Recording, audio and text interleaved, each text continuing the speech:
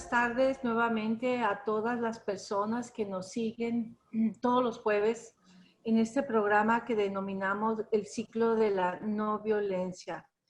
En estos programas invitamos a personas con estos temas, ¿no?, que tienen que ver con el asunto de la violencia hacia las mujeres, ¿no? El día de hoy tenemos el privilegio de contar con la maestra licenciada Laura Gutiérrez, una experta en el tema. Le voy a pedir a Fabiola que nos haga el favor de hacer una breve presentación de la invitada del día de hoy. Gracias, Laura, por estar con nosotros. Al contrario. Tu micrófono. Tu micro, Fabiola. Fabiola, tu micro. Sorry. Es un gusto, Laura, tenerte con nosotras acá. Me voy a permitir leer una breve reseña tuya. Laura Gutiérrez López es originaria del municipio de Tecate, Baja California. Estudió la licenciatura de Trabajo Social y de Derecho de la Universidad Autónoma de Baja California. Cursó la especialidad en el nuevo sistema de justicia penal y cursó la maestría en Derecho Constitucional en la Universidad Ibero Tijuana. Laboró de 1991 a 97 en la Procuraduría de los Derechos Humanos y Protección Ciudadana del Estado de Baja California. Se ha desarrollado en la defensa de los derechos humanos en el Centro de Apoyo al Migrante en Tijuana, Baja California, y Ciudad Juárez, Chihuahua. Y en 2013 fungió como directora del Instituto Municipal de la Mujer en el municipio de Tecate, Baja California. Y actualmente labora en la Comisión Estatal de los Derechos Humanos en el municipio de Tecate también. Entre muchas otras acciones, esta es una mujer muy experta en el tema, es una gran activista, es defensora de los derechos humanos y activista feminista, ha participado en diversas organizaciones de la sociedad civil desde 1991 y actualmente es la directora de Mujeres Unidas Olimpia de Gouch AC, también que se encuentra en el municipio de Tecate, y también colabora con la Comisión Estatal de los Derechos Humanos en Baja California. Adelante, Laura. Gracias, Fabiola. Un gusto y pues muchas gracias por la invitación a dar esta plática sobre el tema de derechos humanos y feminicidio. Ahí tenemos una presentación que le vamos a pedir a Fabiola que nos apoye con la presentación. Y mientras, pues, decirles que es importante conocer los conceptos del tema que vamos a tratar, el tema de feminicidio. Vamos a recorrer algunos conceptos que me parece vitales que podamos conocer para entrar como en materia del tema. La que sigue, Fabiola. ¿Por qué? Porque lo importante, yo les decía, es cómo tenemos poco tiempo, y en ese poco tiempo la intención es como ustedes identifiquen las causas que motivan la violencia feminicida y el feminicidio, pero sobre todo cómo podemos prevenirla. Entonces, mi nombre es Laura Gutiérrez López, como ya bien me presentaron, a sus órdenes, y iniciamos con un tema, la que sigue, que es los conceptos. Los conceptos me parecen importantes. Laura, como que se bloqueó un poquito tu sonido. ¿Así está mejor? Sí, gracias. A lo mejor, ok, a lo mejor me tengo que acercar más. Vamos ¿se oye bien? ¿Sí se escucha? Ok, vamos a hablar sobre algunos conceptos básicos, como qué es género, qué es la violencia feminicida, qué es la violencia de género, cuáles leyes son las que protegen a las mujeres y niñas de la violencia de género, las estadísticas que existen sobre el tema del feminicidio en Baja California. Nada más tomé los años 2013, 2020. Y bueno, la parte última, que es como qué hacer, es la que sigue, es algo que tenemos que trabajar, me parece, en conjunto en el qué hacer. Bueno, lo primero importante es saber qué es género. Género es un concepto que hoy se utiliza muchísimo y que este concepto de género es que mejor nos describe cuál es la razón, la causa de la violencia hacia las mujeres. Hay muchas autoras, yo escogí a Simone de Beauvoir, y Simone de Beauvoir dice, para poder entender la situación de las mujeres, la violencia hacia las mujeres, tenemos que compararla con la situación del esclavo.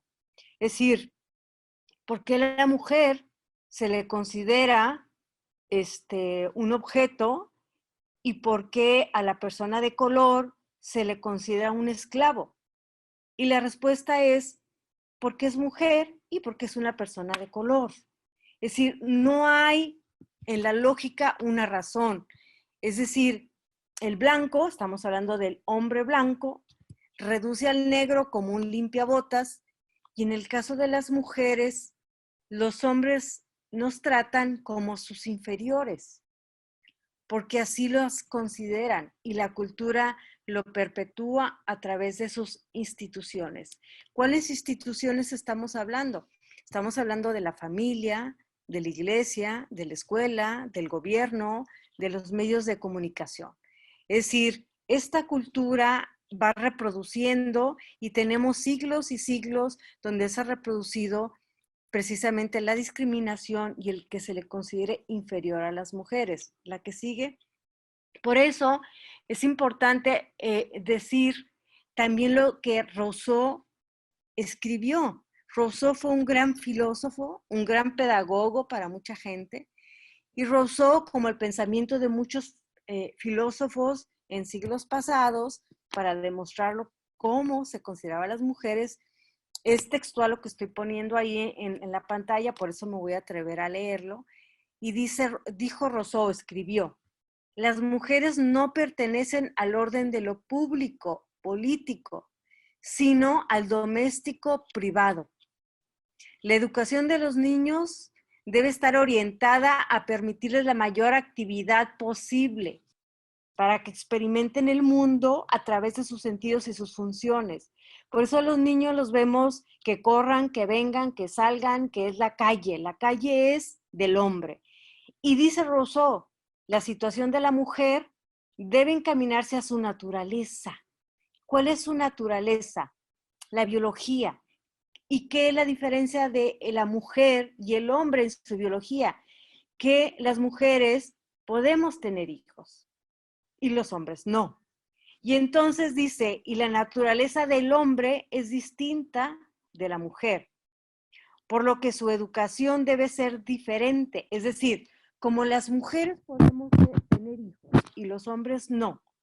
Rousseau y también Simone de Beauvoir lo dice, es que a partir de esta diferencia biológica, la educación fue diferente para un hombre y para una mujer. Y establece varias diferencias entre unos y otros. Uno, el hombre es activo y fuerte y la mujer pasiva y débil. La que sigue. Esta concepción del género es bastante importante como entenderla, porque a partir de ahí vamos a conocer qué es la violencia de género y qué es la violencia feminicida. La que sigue. La violencia de género la describe otra autora que a mí me encanta mucho, que es Marcela Lagarde. Y Marcela Lagarde afirma, la violencia de género es una política patriarcal de dominación estructural. Estructural significa es todo un sistema que está muy estructurado y entonces encontramos que la iglesia, el gobierno, los medios de comunicación, la familia, la escuela, es decir, todos están concatenados de manera que hacen esta estructura de dominación hacia las mujeres y está basada en el sexo y la sexualidad. El sexo que es que biológicamente nosotros podemos tener hijos y entonces esto contribuye, esta estructura, estas instituciones contribuyen a reproducir el dominio, la opresión y la supremacía del hombre hacia la mujer. Esto Marcela Lagarde, la que sigue, lo define de una manera muy clara porque entonces es una política patriarcal. Y entonces tenemos que la violencia de género ya se encuentra definida en la Ley de Acceso a las Mujeres a una Vida Libre de Violencia en Baja California. Esta ley de acceso recoge, digamos, con las definiciones de violencia de género, porque hace muchos años, hace unos 15, 20 años, decían violencia de género y se hablaba de que la violencia era meramente familiar. Es decir, la violencia hacia las mujeres las definían como una violencia únicamente dentro de la familia. Y entonces dijo, no, la violencia de género tiene que ver con tipos y modalidades. ¿Cuáles son los tipos? Que puede ser física, psicológica, sexual, económica, patrimonial, obstétrica. Y las modalidades son, pasa en todas partes. Pasa en la familia, en la escuela, en el trabajo, en la comunidad, en las instituciones. Hay violencia política y está la violencia feminicida. Y esta violencia feminicida es la que sigue. Precisamente es la violencia más extrema hacia las mujeres. ¿Por qué es la violencia más extrema? Porque es todas unas conductas misóginas o de violencia hacia las mujeres, y estas conductas de violencia hacia las mujeres las han denunciado y no ha pasado nada con sus denuncias. Esto lleva a la impunidad y entonces puede llegar a un asesinato de las mujeres. Es decir, la violencia feminicida, mientras tú la dejas que continúe, que siga y no pasa nada, no detienen a nadie, no se inicia una investigación, no se da una orden de protección a las mujeres, y entonces el agresor siente que hay un permiso para seguir agrediendo. Y entonces puede llegar al asesinato de las mujeres, y los asesinatos de las mujeres, la forma en cómo son realizados, hoy se les considera feminicidios. ¿Cuál es la situación del feminicidio y por qué tiene que hacerse una figura diferente al homicidio? Esa es una pregunta que nos han hecho mucho. Es decir, ¿por qué si ya está el delito de homicidio, por qué tiene que haber un delito de feminicidio? Uno, en primer lugar tiene que ver porque ha habido todo un acto de impunidad hacia las mujeres donde no se ha atendido la violencia hacia ella. Y dos, la forma cruel en que las mujeres son asesinadas. ¿Qué quiero decir cruel? Que una mujer es asesinada no por un disparo o por dos navajazos. Una mujer es asesinada con 32 puñaladas, arrojado su cuerpo, desnudo y quemado. Es decir, hay una violencia en el cuerpo de las mujeres excesivamente. Si tú quieres matar a una persona, pues es así como le das un disparo, 2 veces puedes acuchillarla y se murió. Pero aquí vemos un exceso de violencia hacia el cuerpo de las mujeres. Por eso se le considera el feminicidio, que tenía que ser una figura distinta en nuestras leyes, porque marca un odio hacia las mujeres, un odio a los cuerpos de las mujeres. Y esto es importante, la que sigue, porque no es hoy que se están presentando feminicidios. Feminicidios ha habido en la historia, desgraciadamente, muchos, y entonces nosotros encontramos unas autoras que me parece que son las más importantes y que definieron estas muertes de odio, y ellas son Diana Russell y Rafford. Ellas en sus investigaciones, por cierto que Diana Russell acaba de fallecer, en sus investigaciones encontraron que el asesinato de las mujeres por parte de los hombres es motivado por un desprecio, por un odio, por un placer o el sentido de propiedad sobre ellas. Hay un sentido de eres mía, y porque eres mía, yo voy a hacer contigo lo que yo quiera.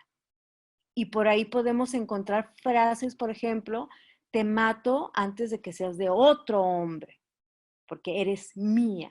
Es decir, hay un sentimiento de propiedad hacia las mujeres y entonces, dice Diana Russell y Rafford, desde los años 80, ellas hicieron esta investigación, todos los factores y políticas que terminan con la vida de las mujeres son toleradas por el Estado y sus instituciones. Es decir, teníamos el asesinato de mujeres, pero dice Diana Russell y Rafford que además el Estado no hace nada. Y entonces tienes permiso para seguir matando mujeres. Marcela Lagarde recoge lo que dice Diana Russell en sus trabajos del feminicidio y entonces, muy de acuerdo con ellas, Marcela Lagarde habla de que es un genocidio.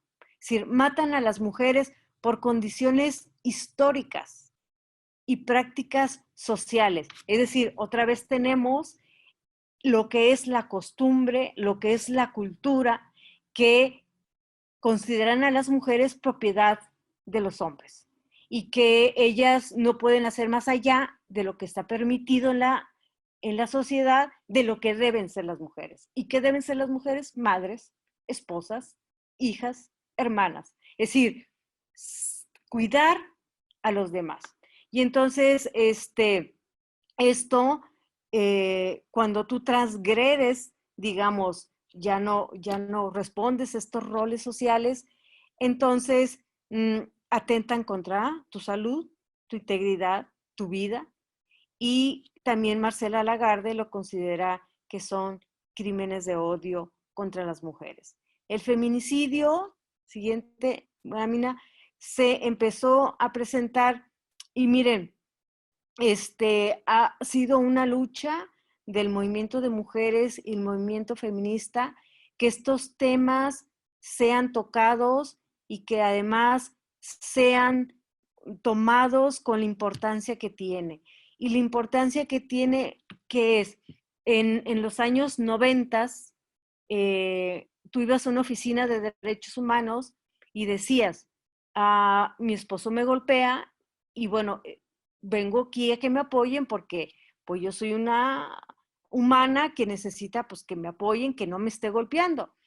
Y en aquellos años, la violencia hacia las mujeres no se consideraba una violación a sus derechos humanos.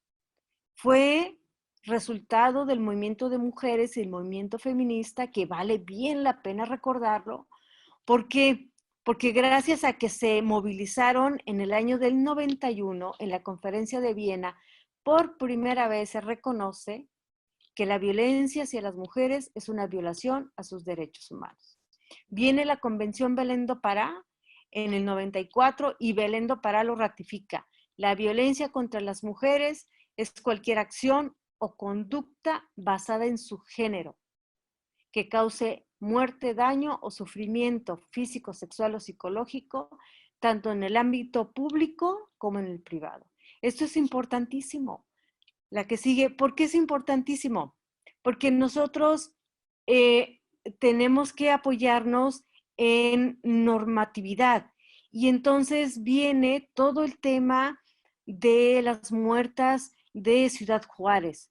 Cuando vienen los asesinatos tan terribles que muchas ya conocerán, de cómo eran asesinadas muchas mujeres en Ciudad Juárez y muchas de ellas cómo desaparecían días previos y aparecían después asesinadas de una manera horrenda, como les acabo de platicar, quemadas, cortadas en sus partes íntimas, desnudas en cerros, en basureros. Viene toda una movilización y se lleva este caso de Campo Algodonero a la Corte Interamericana de Derechos Humanos porque el gobierno mexicano no hacía nada, no había responsables, no había una persona detenida. Bueno, sí hubo un egipcio que estuvo detenido y a pesar de estar detenido, seguían matando mujeres. La Corte Interamericana de Derechos Humanos encontró responsable al gobierno mexicano por negligente, por omiso, y entonces lo condena. Es una sentencia hermosa, es una sentencia que yo les voy a poner dos cosas. Una, le pide la Corte Interamericana de Derechos Humanos que tiene que tipificar el delito de feminicidio en todo el país. Número 2, que además tiene que tener sus protocolos estandarizados, es decir, muy parecidos, con criterios ministeriales de investigación, con servicios periciales, de impartición de justicia. Esto lo estoy diciendo y este punto yo lo quiero poner porque me parece que en el Estado hace mucha falta que se revise este tema de los protocolos y las investigaciones en los delitos de feminicidio, los servicios periciales que tiene que haber para que investiguen todos los delitos relacionados con desapariciones. Pero además la Corte Interamericana le dice, tienes que hacerlo en delitos de violencia sexual y de homicidio de mujeres. Y le da todavía una receta al gobierno mexicano. Tienes que obedecer el protocolo de Estambul. El protocolo de Estambul es para casos de tortura. Y el Manual sobre Prevención e Investigación Efectiva de Ejecuciones Extrajudiciales Arbitrarias y Sumarias. Es decir, la Corte Interamericana dijo al gobierno mexicano, la violación hacia las mujeres debe considerarse una tortura y debes de tener tus protocolos, tu investigación con esa visión. La que sigue. Y esto es importante porque la sentencia de Campo Algodonero que se dio en el 2009 no ha sido una sentencia que haya sido acatada en su totalidad. De hecho, ahorita estoy escuchando las noticias en el Congreso Federal, las diputadas ya están acordando hacer en el Código Penal único, tener el delito de feminicidio igual para todo el país.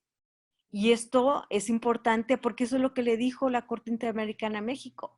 Debes de tener en todo el país el delito de feminicidio y debes estandarizar todos tus protocolos. Yo creo que ese es el paso que sigue, ¿no? Y yo traigo unos datos aquí, estadísticos, que tiene que ver con los años 2005 y 2009. Y los datos del 2005 se registraron en aquellos años 38 muertes violentas de mujeres, 2005. En el 2009, 149. En aquellos años, en el 2005-2009, hubo una investigación, por eso están esos datos, que realizó la Cámara de Diputados, precisamente para saber cuántas mujeres eran asesinadas de manera violenta. Y resulta ser que todos pensábamos que Ciudad Juárez era el municipio y Chihuahua el estado con mayor número de mujeres asesinadas de manera violenta. Y la sorpresa fue que no era cierto. Baja California era uno de los estados con mayor número de mujeres asesinadas en 2005 y 2009 en el país. Ocupábamos el 4º lugar en aquellos años. La que sigue. Pero, y bueno, precisamente en el seguimiento a las estadísticas, que es un dato que tenemos que tener de parte del secretariado, hoy están mucho más, las estadísticas mucho más elaboradas, y sí me parece pertinente como verla con ustedes, como el 2013 tenemos 91 muertes violentas de mujeres, 2014, 86, bajó un poquito. 2015 subió 121. 2016 a 144. En 2017, 216. En 2018, 312. Fue aumentando, aumentando, aumentando y aumentando la muerte violenta de mujeres. En 2019 tenemos 262, bajó. 2010 bajó un poco y de enero a julio, según los datos del secretariado, tenemos a la fecha 163 muertes violentas de mujeres. Aquí cabe hacer la observación y aclaración que yo hablo de muertes violentas de mujeres, no hablo de feminicidios. O sea, ¿por qué muertes violentas? Porque el Estado reconoce muy pocos casos de feminicidio. Por ejemplo, los feminicidios que reconoce el Estado en el año de 2018 fueron 24. Y en el 2019, 23. pero muertes violentas de mujeres, cuando yo hablo de muertes violentas de mujeres, no es una mujer atropellada, no, tiene que ver precisamente con que fue asesinada con 30 apuñaladas, 10 disparos, quemado su cuerpo, tirado en el río, su cuerpo desnudo en la basura, es decir, ese tipo de muertes violentas, por eso las sumo, porque desde nuestro punto de vista son feminicidios, que el estado de Baja California no ha querido reconocer como tal. Y entonces a la fecha, ahorita nosotros tenemos 1,370 mujeres del 2013 a la fecha, a julio, que han sido asesinadas de manera violenta.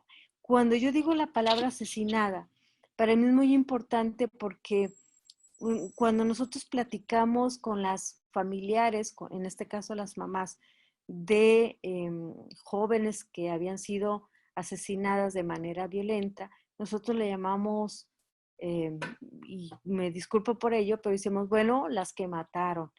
Y luego ellas dicen, ellas me corrigieron y me dijeron, la asesinaron, a ella la asesinaron. Entonces a mí se me quedó como muy fuerte porque oír hablar a las víctimas es aleccionador.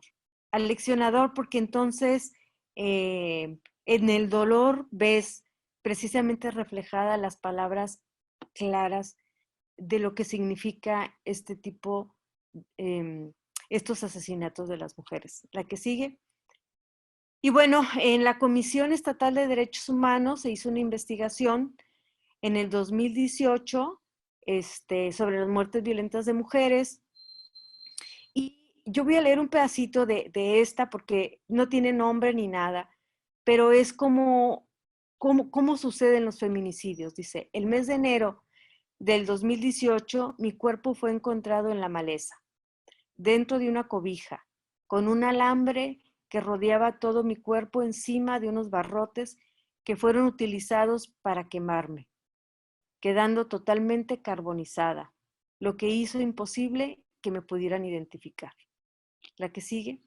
Esto te da una idea del horror, ¿no? Que son este tipo de asesinatos. Y bueno, los resultados que nosotros obtuvimos en esa investigación de 2018 de las muertes violentas de mujeres fue que en Baja California hubo 288 muertes violentas. En Tijuana se registraron 255, es decir, el 80% de las muertes violentas de mujeres y feminicidios en el estado se registra en Tijuana. Las carpetas de investigación de estos 255 casos de Tijuana, solo el 1% tiene sentencia. El 85, se encuentran el 85% se encuentra en investigación. El 10% judicializado, o sea, está en proceso, y el 4% está pendiente de una orden de aprehensión. La que sigue. Tenemos impunidad, es decir, el 1% de sentencias en los casos de asesinatos y feminicidios. Las víctimas de feminicidios y homicidios dolosos las características son jóvenes, entre 19 y 29 años, solteras, originarias de Baja California y desempleadas. Nosotros sí también estamos viendo el tema de pobreza en el perfil de las víctimas. El 80% son asesinadas por arma de fuego. Esto, yo revisé las estadísticas de la investigación 2005-2009 y también la mayoría de las mujeres eran asesinadas por arma de fuego. Pero en la investigación que nosotros hicimos, nos fuimos a las necropsias y ahí en las necropsias es cuando tú encuentras el excesivo uso de la fuerza y diversos métodos homicidas. Es decir, tenía señales de asfixia, pero también la habían apuñalado y la habían quemado. Estamos hablando de diversos métodos homicidas. Y es un excesivo uso de la fuerza. Otro tema que nosotros encontramos es las víctimas indirectas en el delito de feminicidio, es decir, qué pasa con los hijos e hijas de las mujeres que han sido asesinadas. Nosotros contabilizamos 201 menor de edad. En total fueron 493 hijos e hijas de las mujeres muertas de manera violenta, y de estos 201 entre niñas y niños tenían de 0 a 15 años de edad. La pregunta es, ¿en dónde están esos 201 niños y niñas? ¿Con el DIF? ¿Con su abuelo? ¿Con su papá? Es decir, no hay en este momento ninguna acción gubernamental que esté dando pie en qué va a pasar con estos menores. El gran riesgo que tenemos con estos menores es que son niños y niñas que de alguna manera se sienten dolidos con la vida, con la sociedad, y entonces el Estado me parece que no está no está atendiendo las necesidades del derecho a la educación, a la alimentación, a la seguridad de los menores, a las cuales ellos tienen derechos. Entonces, ahí hay un tema que trabajar muy fuerte, porque entonces estamos hablando de niños que posiblemente están resentidos con la sociedad. Y encontramos, hay una resistencia del gobierno del Estado, que esto es muy común en todos los estados de la República, a tipificar las muertes violentas de mujeres como feminicidios. La que sigue. Nosotros también encontramos que hay un caso, que es el caso de Mariana Lima, es un amparo del 2013, y la Suprema Corte de Justicia de la Nación determinó en el 2015 algo que viene a favorecer más el tema de la investigación de los feminicidios. La Suprema Corte dijo, toda muerte violenta de mujeres debe iniciar su investigación como feminicidio. La que sigue. Pero además también dijo la Corte, o sea, ya tenemos la sentencia de Campo Algodonero, que es de la Corte Interamericana. La Suprema Corte de Justicia de la Nación dijo, tú debes de preservar las pruebas de violencia sexual. Es decir, si los agentes de la policía ministerial tienen dificultades para saber cómo se investiga con perspectiva de género, la Corte también se los dijo. Dice, tienes que preservar las pruebas de violencia sexual. ¿Por qué lo dijo la Corte? Porque en muchos casos las pruebas, la vestimenta, la arma con la que fue asesinada, desaparecían, no las encontraban, no hacían lo que se le llama cadena de custodia. Entonces, la Corte dijo, tienes que preservar esas pruebas de violencia sexual, tienes que solicitar peritajes, y el peritaje no solamente es la necropsia, puedes solicitar peritajes, y lo dijo la Corte, psicosociales, antropología forense. Es decir, te da una lista la Corte de qué tipo de peritajes, porque tú debes de analizar la situación de violencia en la que se encontraba la víctima. Debes de contextualizarlo. Debes de buscar posibles connotaciones de discriminación, si es una persona indígena, si es una persona de la comunidad lésbico-gay. Es decir, tú tienes que explorar eso, pero además todas tus líneas de investigación. La que sigue, ¿por qué digo línea de investigación? Porque el artículo 129, que es el artículo donde está tipificado el delito de feminicidio en Baja California, nosotros tenemos hasta 7 líneas de investigación. Y entonces la Corte le dijo, tú debes de agotar cada una. Es decir, para que se dé el delito de feminicidio no necesitas que todas se tengan que cumplir. Con una que se presente es suficiente. Pero entonces tú debes investigar cada una de ellas. Por ejemplo, dice una línea de investigación puede ser en que haya existido entre el activo y la víctima una relación de parentesco, por consanguinidad o afinidad. Por consanguinidad es tu papá, tu mamá, tu abuelo, o afinidad, tu cónyuge, tu esposo, es matrimonio, concubinato, noviazgo o amistad. La que sigue. Y bueno, el Código Penal nos da más, como por ejemplo, el cuerpo de la víctima se ha expuesto o arrojado en un lugar público. Si ustedes me preguntan a mí, oye, encontraron el cuerpo de una mujer tirado en el río, con huellas de violencia física debe ser considerado como feminicidio? Y yo te contestaría, sí. Debes iniciar una investigación como feminicidio y para eso tu investigación tiene que tener perspectiva de género. Y esto es lo que tienes que hacer. Y entonces tú ya tienes una línea de investigación que el cuerpo de la víctima se ha expuesto o arrojado en un lugar público. Que la víctima haya sido incomunicada es otro. Es decir, el Código Penal también te da las razones de género, porque la autoridad, cuando tú le dices, es que tienes que investigarlo como feminicidio con perspectiva de género, no sé. O sea, no sé qué son las razones de género. ¿Qué son las razones de género? Entonces, por eso el artículo 219 se tuvo que desglosar. Estas son las razones de género. Que la víctima presente signos de violencia sexual de cualquier tipo. Ese es un tema de género. Y que la víctima tenga lesiones infamantes, degradantes. ¿Cuáles son las lesiones infamantes? La que te cortan un pecho, la que te cortan la vagina. Son lesiones infamantes, atentan contra la dignidad del cuerpo. Y entonces la que sigue, las investigaciones con perspectiva de género y con debida diligencia. Es lo que le dijo sentencia Campo Algodonero, es lo que dijo la sentencia del caso Mariana Lima.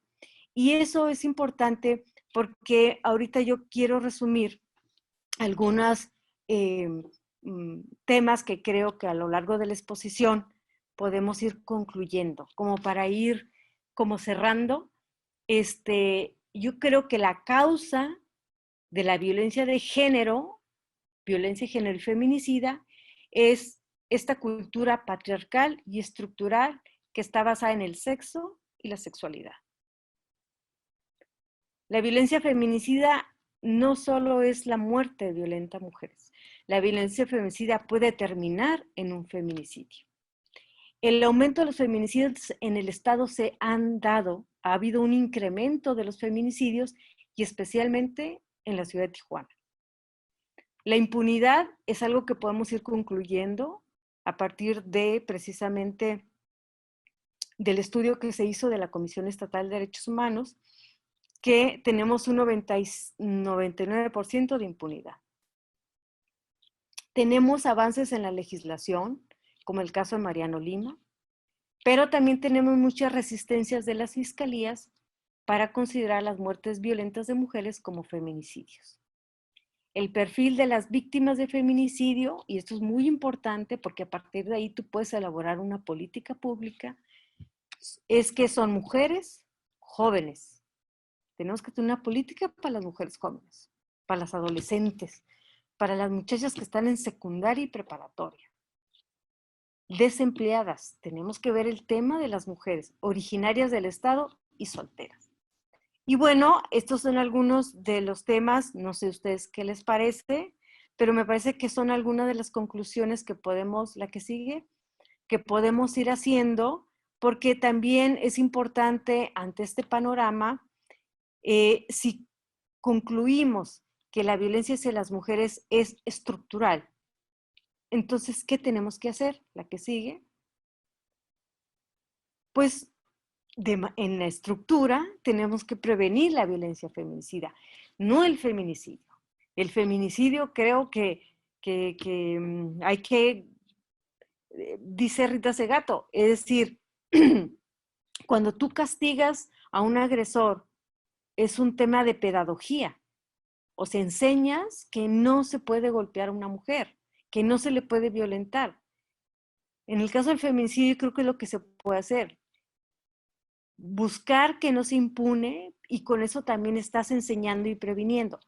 Pero en el caso de prevenir la violencia feminicida, ¿qué hacemos? La que sigue. Estas son algunas ideas que comparto y que pueden ser mejoradas en el Estado. Y yo me fui a propuestas concretas por aquellas que lo quieran retomar. En Baja California hay un sistema estatal para prevenir, atender y sancionar la violencia hacia las mujeres. Yo creo que este sistema estatal, de acuerdo con la conclusión que hemos hecho, debe de orientar sus trabajos hacia el municipio de Tijuana. Allá está el 80% de los feminicidios. Hay que revisar el sistema judicial, hay que hablar con los operadores de los tribunales para ver el protocolo para juzgar con perspectiva de género. De acuerdo con el perfil de la víctima, creo que hay que hacer un programa específico para las mujeres jóvenes. Y hay protocolos de investigación para los delitos de feminicidio y de violencia sexual en el Estado, pero creo que es necesario revisarlo y modificarlo. En mi modesta opinión, yo ya los revisé y ese protocolo no sirve para mucho, no da para que hagas una investigación con perspectiva de género. Y claro que hay que presupuestar acciones para el registro, identificación y acciones de apoyo alimentario, de educación, vestimenta, para los, y estaremos tratando de responder todas las dudas que tengan. Muy bien, pues muchísimas gracias, Laura, por la presentación que el día de hoy nos haces. Yo quisiera comentar antes de que mis colegas también tomen la palabra, que efectivamente a mí me tocó participar cuando Marcela Lagarde inició desde la Cámara de Diputados el análisis del tema de los feminicidios.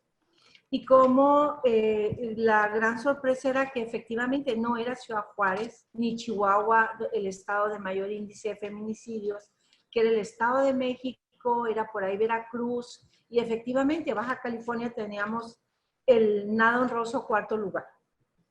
En ese tiempo el procurador, que se apellidaba Luna, no recuerdo su nombre, me tocó estar en una reunión con él y le pedíamos nosotros información. Y nos dijo, no tenemos información, no hay información, váyanse a los periódicos, ahí en los periódicos van a encontrar la clasificación de feminicidios. O sea, yo no lo podía creer que el procurador me mandara a hacer una revisión a los periódicos porque no había en ese tiempo el registro. Hoy han pasado, ¿qué? 11 años, ¿no? Más de 11 años. Y actualmente el registro de los feminicidios, hay una resistencia de la autoridad, como bien dices tú, la autoridad le molesta a la autoridad el reconocimiento de los feminicidios. Yo quiero decirte que yo invité a varias personas, bueno, en nuestra instancia municipal, ¿no? Que les pudiera interesar el tema. Lamentablemente no está nadie. Eso me da un indicador, ¿verdad? Que son temas tan importantes que pues deberían de estar algunas personas, ¿no? Atendiendo o informándose sobre el tema. Y ya para terminar, había una investigadora, Patricia Olamendi, que hace un análisis de todas las leyes a nivel nacional de los códigos penales. Y oh sorpresa, el tema del asesinato de mujeres en caso de muerte estaba justificado como homicidio por razón de parentesco, algo así, que el hombre le había matado porque estaba celoso, por lo tanto podía salir bajo fianza.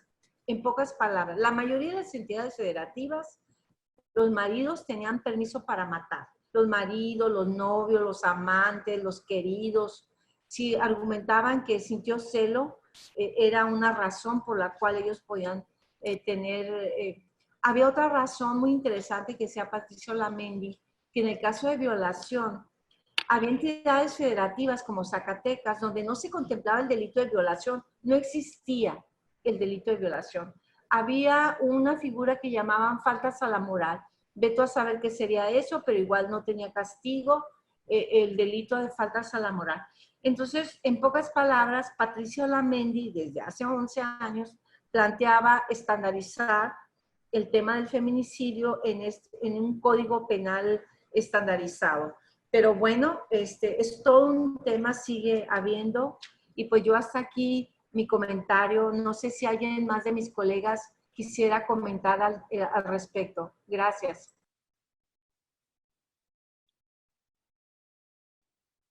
¿No hay manitas levantadas? Yo no hay un comentario. Hacia adelante, Rebeca, por favor. Ahí con la cámara medio checa, pero pues muy bien, gracias. Gracias por tu participación, Laura, y por tus comentarios. Yo no creo que era Antonio Luna, si no me equivoco, el que mencionabas de procurador, ¿no? Yo tengo una pregunta específica para ti, Laura, por tu experiencia en la Procuraduría de Derechos Humanos y tú como abogada. Cuando a nosotras nos preguntan mucho algunas personas, algunos medios de comunicación, algunos funcionarias y funcionarios sobre el feminicidio, entonces cuando hay un asesinato doloso con características de crimen de odio, yo lo catalogo como un presunto feminicidio, basándome en el artículo 129 del Código Penal, que establece clarito las circunstancias que puede ser considerado un presunto feminicidio. Y una de ellas es cuando el cuerpo fue arrojado, así dice, cuando el cuerpo fue arrojado o fue encontrado en la vía pública, el cuerpo de la víctima, el cuerpo de la mujer. Y la otra es que si hubo violación sexual de por medio, que si hubo tortura y malos tratos, que se había una relación de amistad o de consanguinidad entre la víctima y el agresor, etc. Pero esta en particular la resalto y esta es mi pregunta específica. ¿Por qué el MP, si ya está en el 129, que si el cuerpo es arrojado en la vía pública, ya es una circunstancia para que se investigue como un presunto feminicidio, ¿por qué insisten en que sea un homicidio doloso? Ese es no sé si sea una salida leguloide o qué pasa, pero si el 129 es así de específico, ¿por qué la autoridad a la hora de hacer su expediente, en la fiscalía, en este caso, antes la procuraduría, por qué insisten en no catalogarlo como presunto feminicidio? Gracias.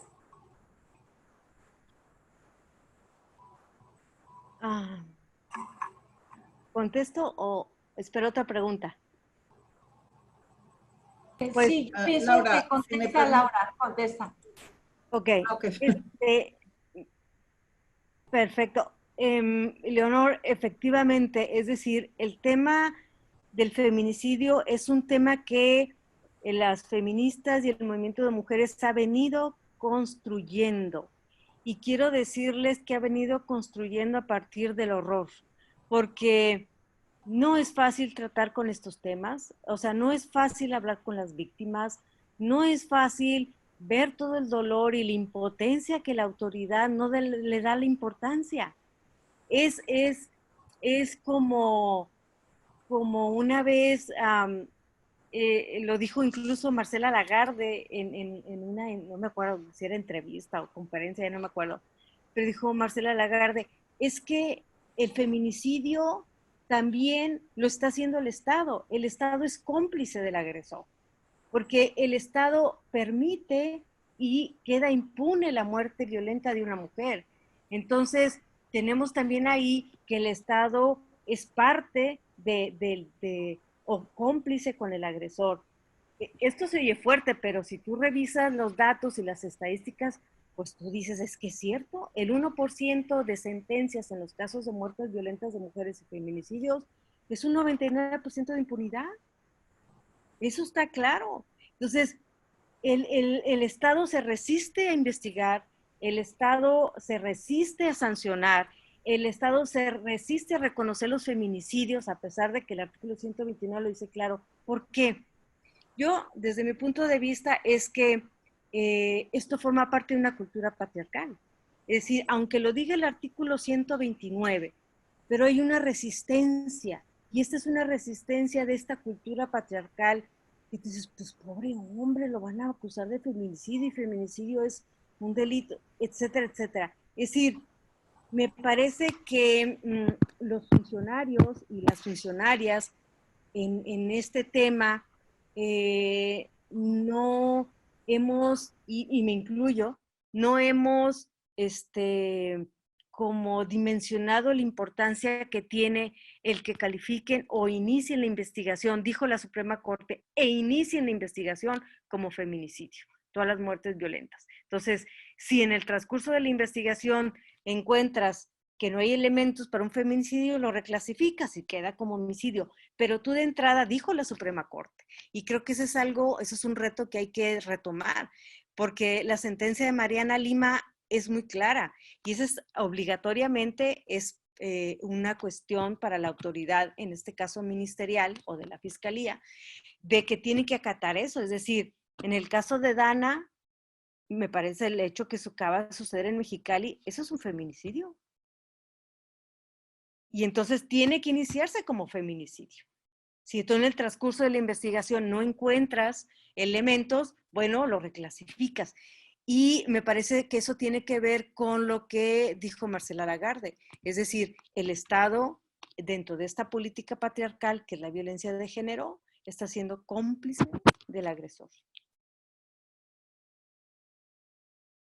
Sí, muy bien. Bueno, por acá nos mandó un mensaje Berta Uro, quería participar, pero se tuvo que retirar. Berta Uro es directora de Cabina, el Centro de Atención de Mujeres Víctimas de Violencia. Y también tenemos la participación de Elena. Adelante, Elena. Muchas gracias, doctora. Pues me tiene muy impactada Laura Gutiérrez, de verdad, la felicito mucho por este tema. Quiero comentar que realmente la sentencia que emitió la Corte Interamericana sobre campo algodonero realmente no se aplica, o quizá no es acatada totalmente.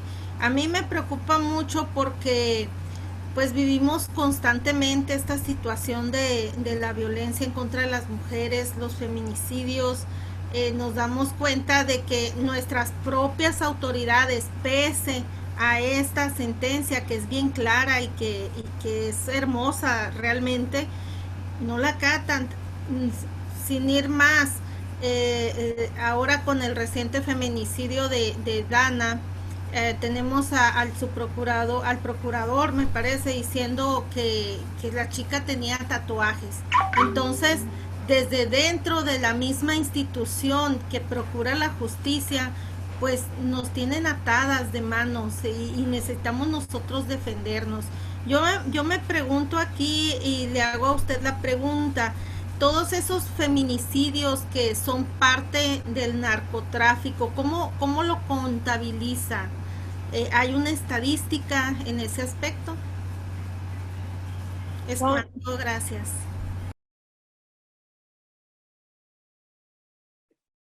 En el tema del narcotráfico es muy importante tu pregunta porque tengo yo la teoría, que creo que hay algunas autoras que es Rita Segato, que plantean que hay una nueva forma del patriarcado. Y hoy la delincuencia trabaja como clanes. Y entonces en los clanes se busca como combatir al rival, pero en su parte más débil o donde más te va a doler.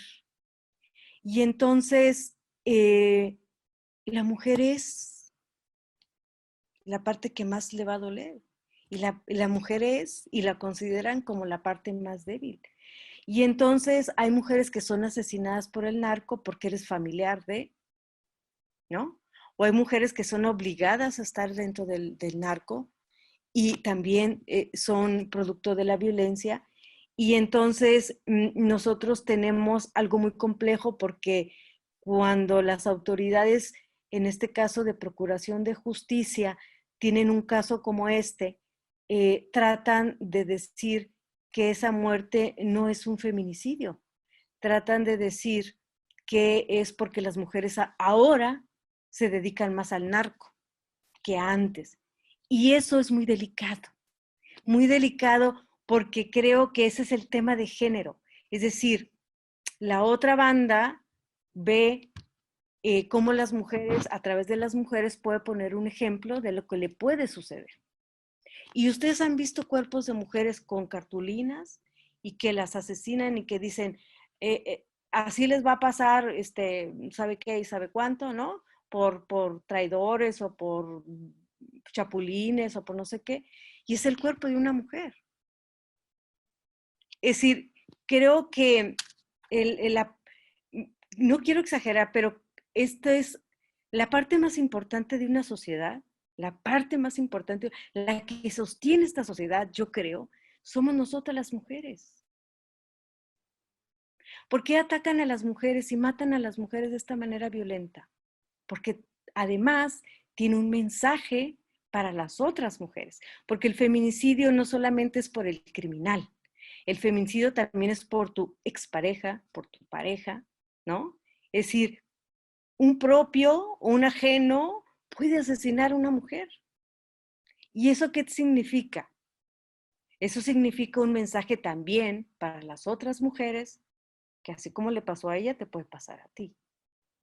Y también hay un mensaje de género, porque entonces, ¿a dónde vamos a estar las mujeres? ¿Dónde debemos estar? En nuestra casa, en nuestro ambiente doméstico, porque entonces si tú estás ahí, ahí no te va a pasar nada.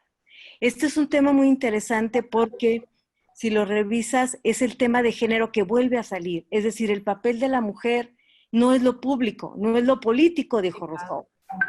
Es lo privado y lo doméstico. Sí, sí, mira, perdón, Laura, aquí hay una Karen Castro Argüelles señala, muchas gracias por las aportaciones, Laura, maestra. Mi pregunta es, desde los institutos municipales de la mujer, ¿cómo podemos llegar a coadyuvar con los ministerios públicos, seguridad pública, fiscalía? ¿Qué temas son los más recomendados para impartir a nuestra sociedad para concientizar el tema de la violencia de género? Otra pregunta de Taljo Avi. Como sociedad civil, ¿cómo podemos hacer para ayudar? ¿Cómo podemos unirnos a esta tarea? Muy bien. Santiago Velázquez, qué buena investigación de Laura Gutiérrez, la felicitamos. Estoy en contra de los abusos hacia las mujeres, de los feminicidios. A veces las autoridades no apoyan tanto en estos casos. El equipo, dice, hay un equipo de Jutsun, está trabajando para apoyar con clases gratuitas a mujeres y capacitarlas ante las situaciones de riesgos o violaciones en las colonias, por ejemplo, la colonia Coloso. Posteriormente, a las colonias cercanas, me gustaría que cuando el INDECUF nos autorice, seguir apoyando con este tipo de talleres. Estas y otros comentarios de felicitación. Bueno, miren, una de las acciones de los institutos de las mujeres es precisamente, ¿no? Son temas que no debemos de esconderlos, ¿no? Debemos de hablar del tema. Son temas, como dicen, muy dolorosos, pero tenemos que hablar de ellos. Tenemos que poner luz sobre los temas, sobre todo cómo podemos prevenir el tema de los feminicidios. Actualmente los institutos de las mujeres tenemos la tarea principal de atender la violencia hacia las mujeres en todos los ayuntamientos, en todos los municipios. Es una de nuestras principales tareas. Igual coordinarnos con diversos sectores, con la sociedad civil, con los grupos organizados, como lo estamos haciendo, y crear estas sinergias, ¿no? Como decía nuestra compañera y como dice Laura, este es un tema cultural. Miren, acaba de decirlo el procurador, es que estaba tatuada. Es decir, pues, ¿qué quería, no? Si con esos tatuajes seguramente por eso la mataron. O era una mujer que andaba en malos pasos. Eso está sugiriendo el procurador. A mí me ha tocado lamentablemente oír de funcionarios que tienen que ver con el tema, hablar, no, es que ya se lo buscan, es que no se cuidan, ahí andan en la noche de fiesta. Perdón, le dije, tienen derecho a ir de fiesta. O sea, una mujer puede ir a una fiesta. Eso no implica que la deban de matar.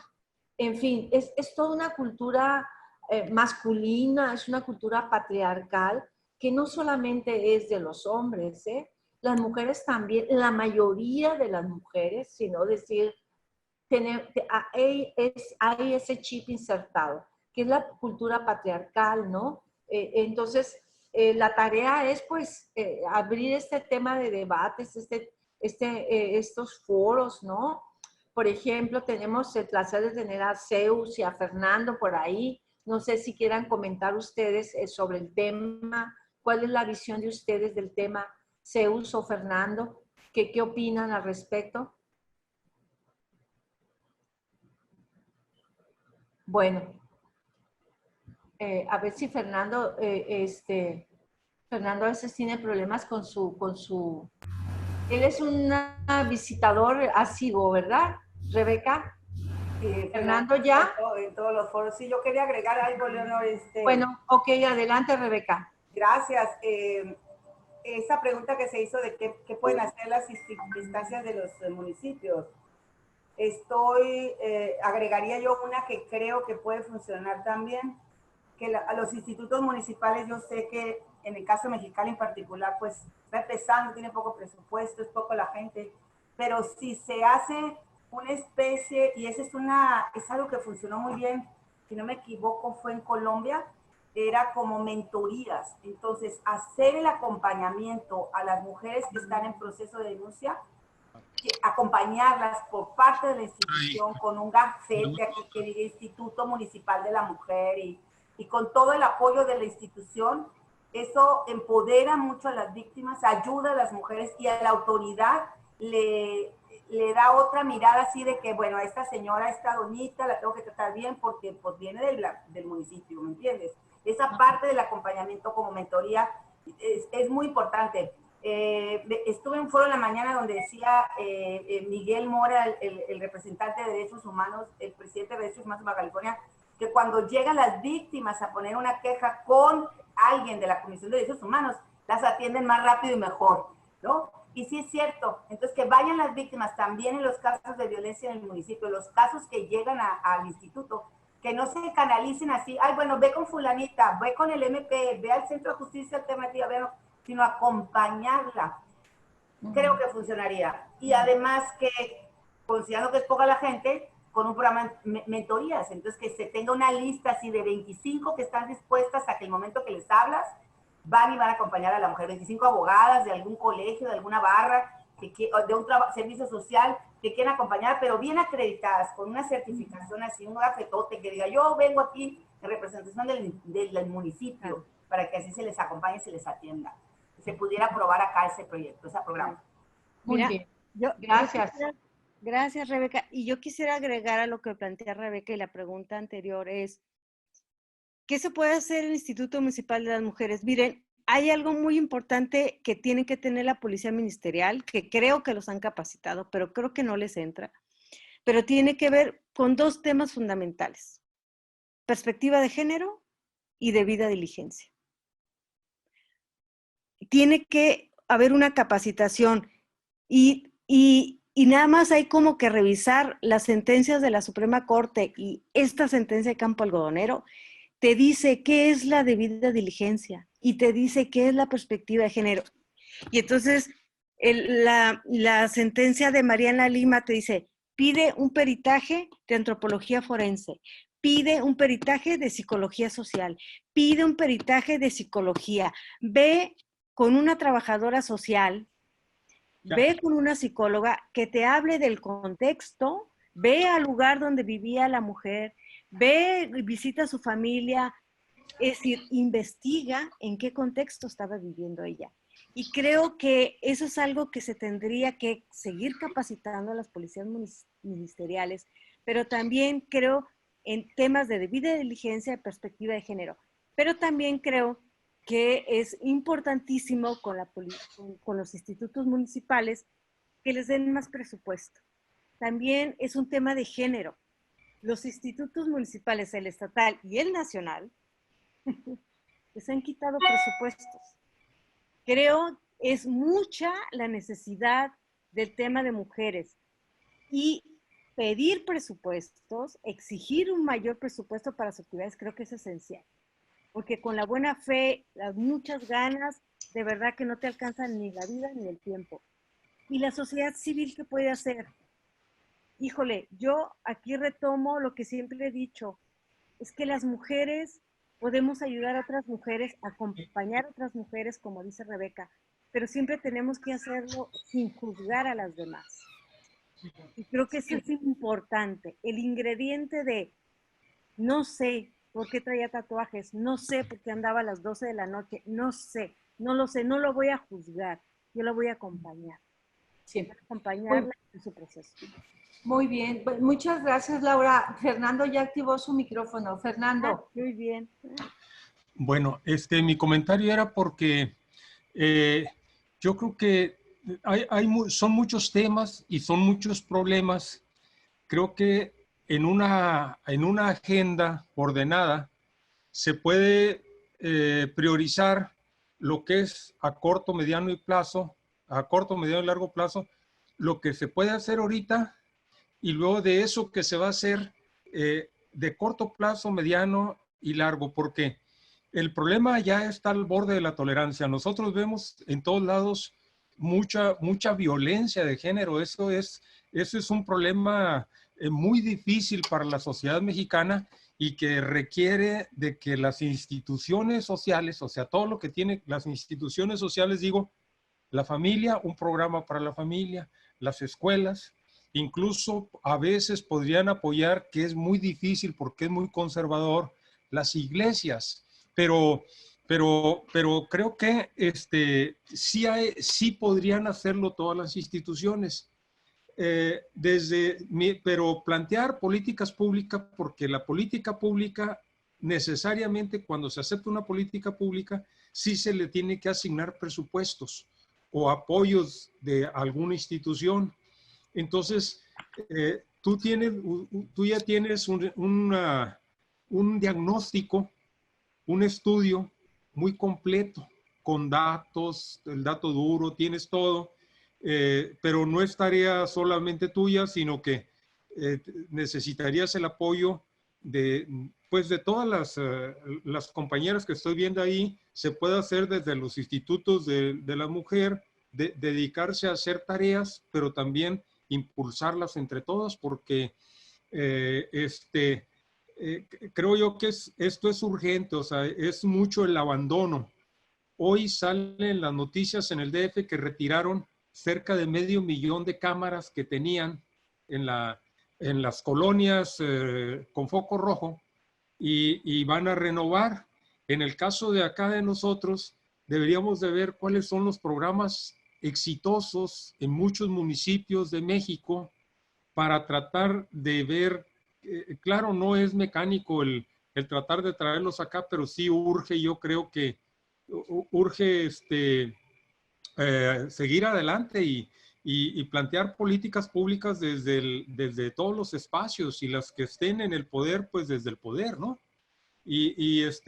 Felicito porque es una visión, son datos duros, está muy claro y de ahí se pueden desprender propuestas y políticas públicas. Felicidades.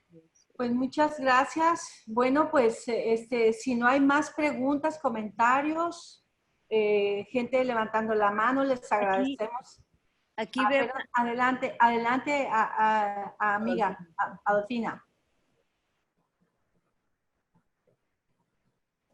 Está cerrado tu micrófono. Tienes que abrir el micrófono, Adolfina. Sí, ya está. Perdón, ya, ¿verdad? Buenas tardes, sí. Agradezco también la invitación. Te felicito, Laura, muy buen tema. Y yo también quiero abonar a la pregunta que hacían de qué pueden hacer los institutos. Yo creo que hoy en día no hay presupuesto que alcance, cada vez hay menos dinero en el gobierno, cada vez hay más obesidad en la burocracia. Y bueno, esto ha ido escalando. A mí me parece que una estrategia clave, amén de lo que dice Fernando de las políticas que deben implementarse, tiene que ver con la coordinación entre dependencias. Y para eso, desde hace tiempo se instauró el Centro de Justicia para la Mujer. Me parece que no hemos tenido la eficacia y menos la eficiencia en la coordinación de este tipo de modelos, digamos, porque es un modelo en donde más que presupuesto es coordinar las dependencias. Y quizás ahí es donde nos está haciendo falta, quizás ahí es donde debemos de enfocar esfuerzos, especialmente los institutos municipales, pero que tiene que ver con la coordinación con ministerios públicos, con CNDH, etcétera, ¿no? Yo creo que por ahí pudiéramos empezar a ver algo. Yo tengo entendido que hace algún tiempo se iba a reinstituir el Centro de Justicia de la Mujer. Tengo entendido que depende de Bienestar Social, pero más que depender de una secretaría, debe ser un ente coordinador. Y eso es lo que nos está pasando. Yo recuerdo que en un tiempo, y Rebeca no me dejará de mentir, o algunas de ustedes participaron en los modelos en donde se estuvieron estableciendo protocolos de atención para las mujeres víctimas de violencia, ¿no? Yo lo dejo hasta aquí, pero me parece, reitero, que el tema clave y fundamental es la coordinación que debe darse entre dependencias. Hasta aquí, gracias. Pues muchísimas gracias nuevamente a todos y a todas. Les agradezco especialmente a nuestra ponente. Laurita, nada más te vamos a pedir las gráficas desagregadas por municipio. Eso es bien importante. A nosotros nos importa mucho. Para que luego nos las compartas. Y efectivamente Tijuana está terrible, Tijuana, ¿no? Pero bueno, pues muchas gracias y pues les agradezco a Elena, Bertina, Fabiola, a Zeus, a todos y a todas. Y pues nos vemos en un próximo programa el próximo jueves. Muchas gracias y hasta luego. Muchas gracias. Sí. Bye. Si me dan chancita de tomar la foto de grupo. La foto. La foto de grupo. La foto. Pueden abrir, Elena, Angélica, Fabiola, mi tocaya, si pueden abrir por favor sus cámaras. Ya dejé de compartir en Facebook, pero pues para que quede la foto de grupo del evento, ¿no? Entonces Elena, no sé si estás, 1, 2, sí, ok, muy bien. Fabiola y Elena Torres. Bueno, 1, 2, 3. Gracias. Laura, muchísimas gracias. Gracias. Gracias. Bye a todas, bonita tarde.